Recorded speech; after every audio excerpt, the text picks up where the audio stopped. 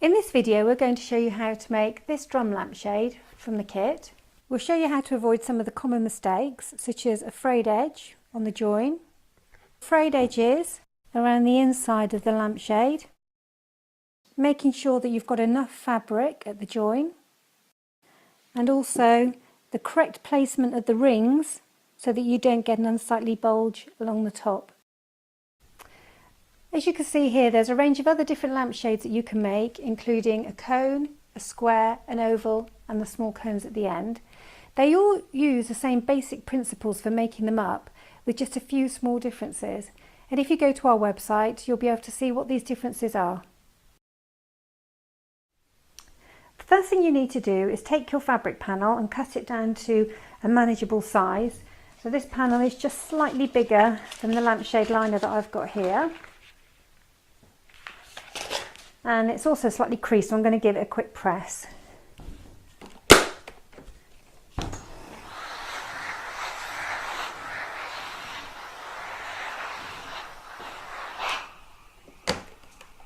It's important to make sure that your fabric is face down on the table, so the wrong side will be facing up. The pack instructions say to lay your liner onto your fabric and just using a pencil to mark around it. But I find it easier to just use a ruler, and you can lay it onto your fabric and check that you're getting in line with the grain of the fabric. And then I can just draw my guideline with a pencil along the bottom. Now if you're using a pattern fabric, what you would need to do is centralise your pattern within the lampshade.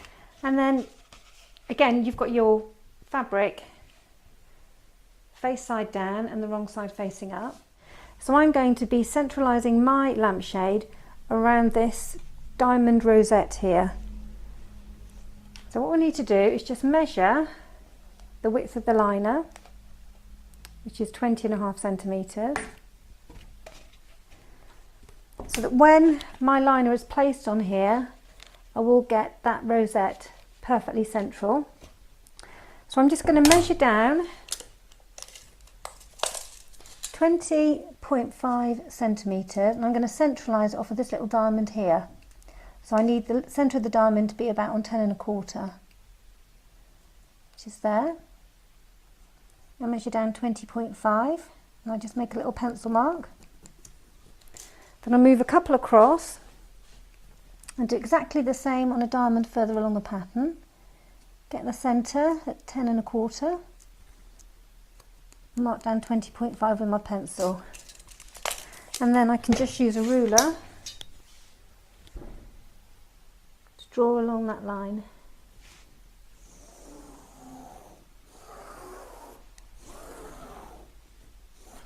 And another thing to bear in mind is trying to centralise the pattern around the lampshade as well, not just from top to bottom. So as I lay this on here, as I lay this liner on here, you can see that I'm going to take in 3 of these rosettes. So it's important to start in the right place. If I start here, I'm going to cut the rosettes in half. So it might be a good idea to draw a line where you want to start as well. So I'm just coming over the tip of this one here. So as I come to this, back to this end, you can see the tip of the rosette here, and I'm about 1 centimetre over at this end as well, which is a perfect place to start. So I'm just going to draw a dotted line along here as well. So I've now got my starting place and I've got my guideline along the bottom. I'm now going to clamp my fabric onto the edge of my table. And if you don't have clamps, you can just use masking tape, which is just as good. So just stick your masking tape along the edge of the fabric and stick it onto your table. With the fabric nice and smooth and flat, I'm going to lay the liner down on top and butt the edge up against my pencil line and make sure I've got a nice space all around it, and then just put a weight down on the liner to stop it wriggling around. And we're going to start at the end nearest me So just peel back the sticky. That's probably about 10 centimetres there that I've pulled back. And then, nice in line with the pencil line, I'm going to stick that down. Really press hard on the end that's nearest towards you. Now I can take the weight off and grab yourself a ruler, and I'm going to use this to smooth the liner down as I peel away the cellophane on the back. So it's quite easy to do. Just push away, and as you're pushing with your ruler, you're lifting the cellophane, and hopefully the liner should stay nice and close to the pencil line that you've drawn.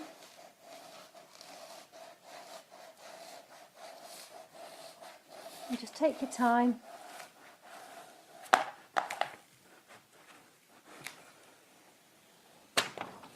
Go all the way to the very end.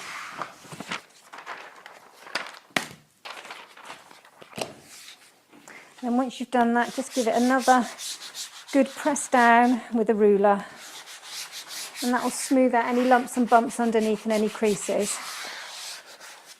And hopefully, if I turn this over, it should be nice and smooth on the other side.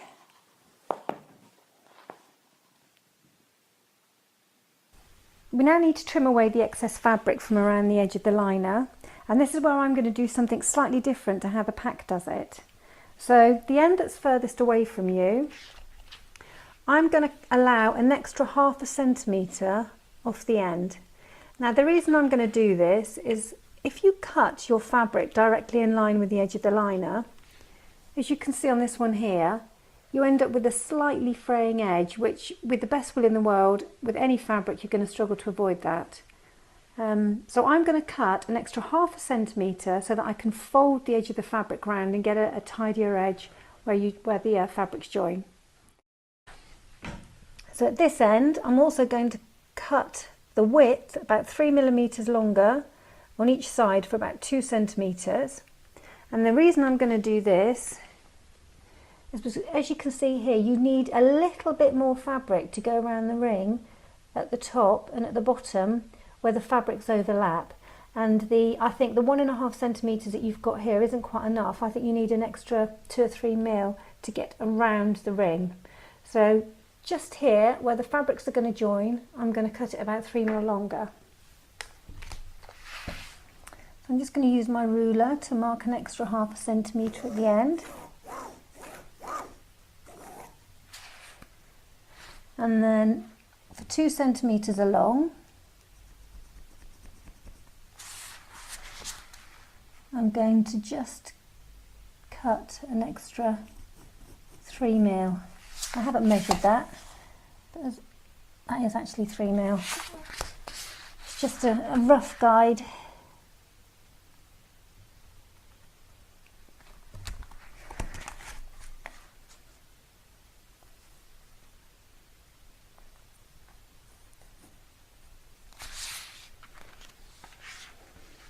So you can see we've got the extra 3 mil here, that's 2 centimetres in, top and bottom, and an extra 0.5 centimetre along the edge. When you're trimming away the excess fabric, just be really careful, try and get as close to the liner as possible, and try to avoid the fraying edges. So you've got to be quite gentle with your fabric.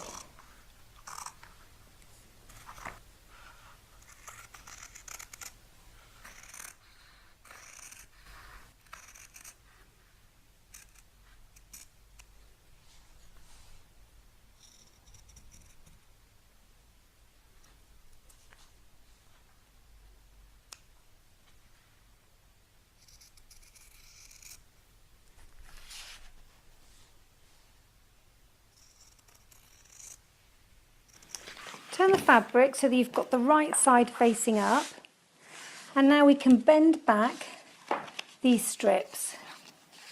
So do that all the way along the top, and then along the bottom.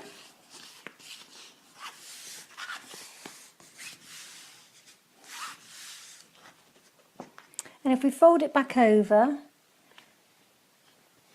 can see here along the score line, this is where we're going to be pulling away this strip. So we're going to take off these edges now that we've just pushed back.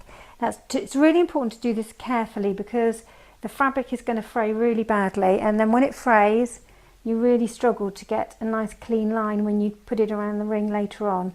So just do this really slowly and really carefully, and don't be tempted to just rip it off really quickly. So if we start on this one,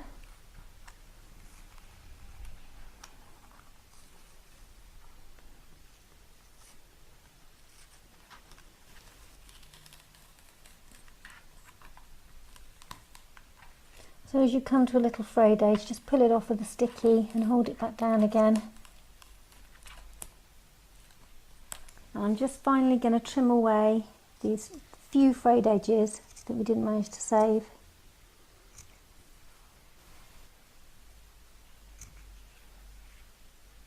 Take your tape and we're going to lay the sticky side down. So this is the end where we cut the extra ½ centimetre, and we're going to lay it onto the liner, just up against the edge of it, and then trim the end away.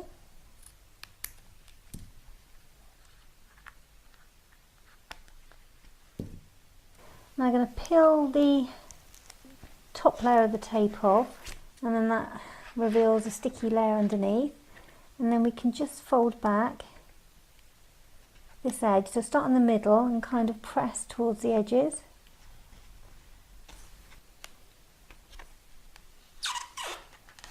And I've got a nice clean edge there. And then we're going to take another line of tape and lay this over the top.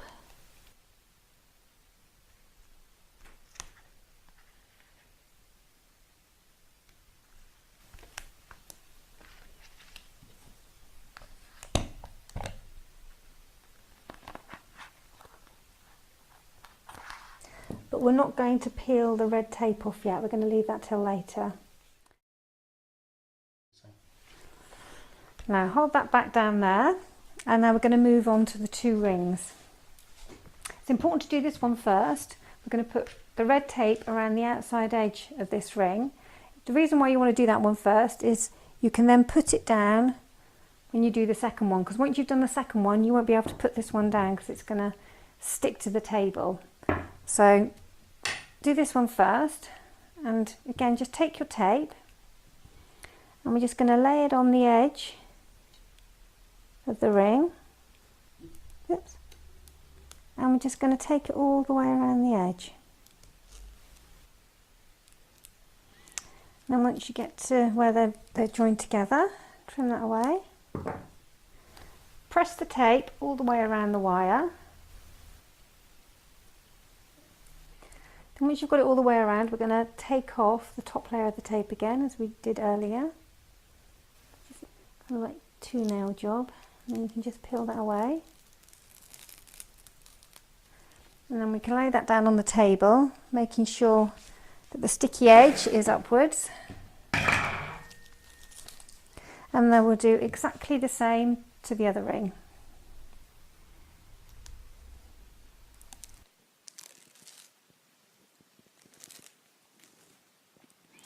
And we're now going to get going setting the rings in place. So you now need to think about which is going to be the top and bottom of your lampshade. So if you're using a pattern fabric, you would use this plain ring along the top for a lampshade, and you would use this section along the bottom, as you can see here with this lampshade. Now this is very important, that when you put these rings onto the fabric and liner, you don't actually put the ring onto the fabric, you place it against the edge of the liner.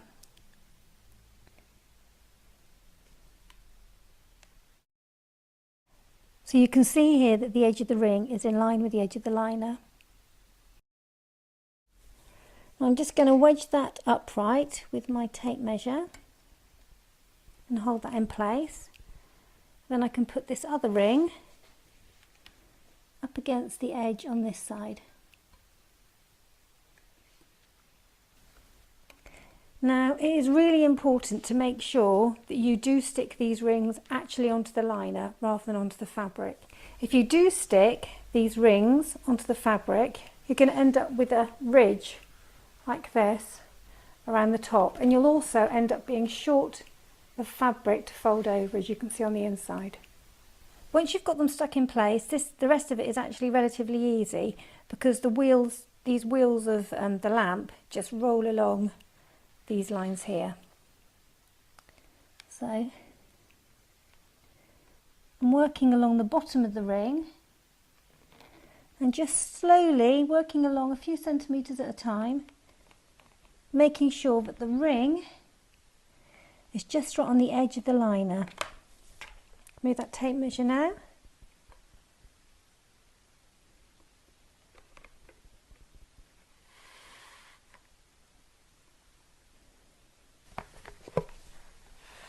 As you can see, once you get going, it kind of follows its own path. You just maybe need to tweak it every now and again to make sure it stays on track.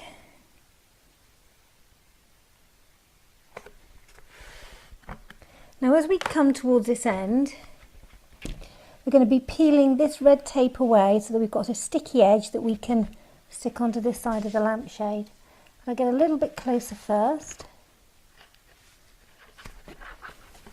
And we can now take off this pink strip and keep going.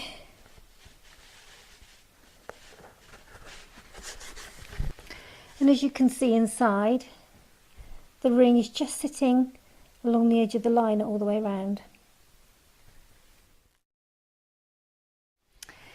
Now we just need to fold the edges in of the fabric. I'm going to start at the end that doesn't have the spokes on it. So just using my fingers, roll the edges over the top of the ring. And now we've done the top, you can just turn that over and have a look at the bottom. Now where these spokes are, we're going to have to make a little nick in the fabric so that we can part it and go around these spokes. So just 3 little snips into the fabric here. And we can do exactly the same, just roll the fabric over.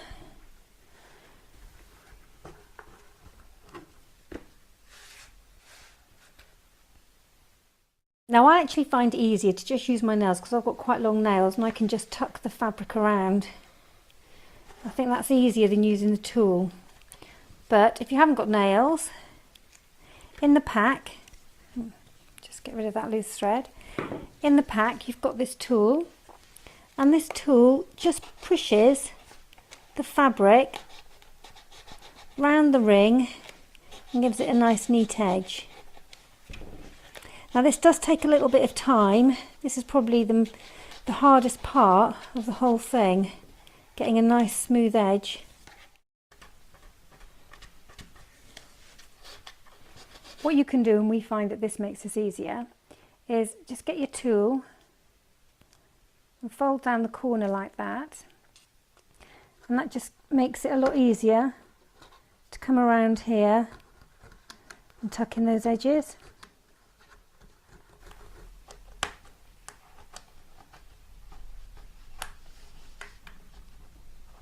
If you're working on a larger shade and you feel that the end is getting a little bit battered, or it's going soft on the end, then you can just take your scissors and kind of keep to the shape and then form yourself another little point on the end, or fold that over and you can keep on going.